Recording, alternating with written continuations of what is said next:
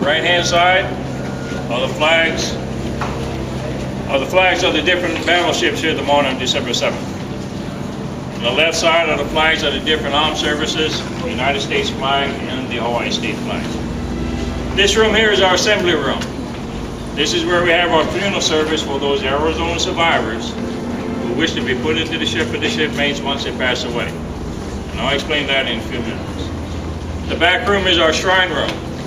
On the big wall you saw all 1,177 names of crew members who died on board ship. Among the crew members were 38 sets of brothers.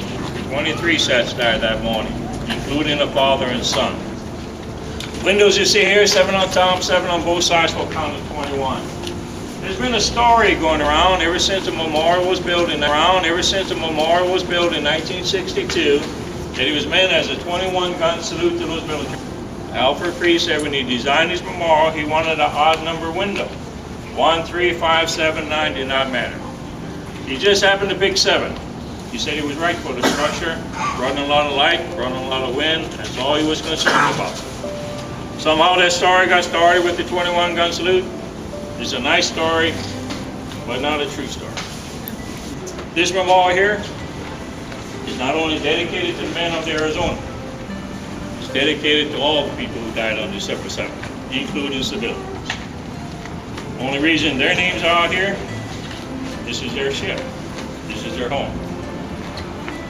As you walk back to the visitor center, on the right-hand side you see a circle called the Remembrance Circle. In that circle you find the names of all the other people who died on December 7th. As you read those names, you see some in white lettering, some in gold lettering. Those in gold lettering are the gentlemen who received the Congressional Medal of Honor. To the left of the wall you saw a smaller wall, what we call the interment wall. The way that works, there were 335 survivors of the Arizona. We know there's 21 still living. We just put one gentleman, Mr. Schuberg, in the ship about 3 months ago.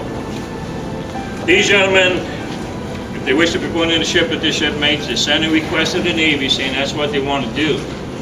Once the Navy verifies that there was on board ship or assigned to the ship at that particular time, and once it's been verified and the gentleman passes away, the family have them cremated. They bring the urn out here, have a funeral service, about 5 o'clock in the evening after we close the park to the public.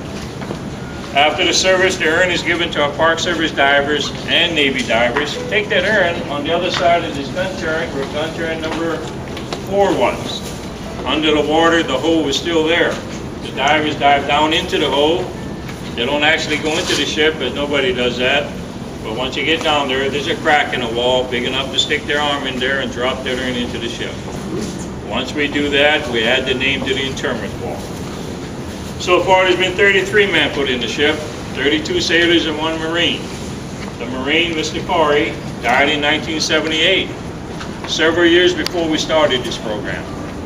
His wife was out here in 2007, saw we had that program. She went home, had the husband exhumed from the grave and brought his ashes out here.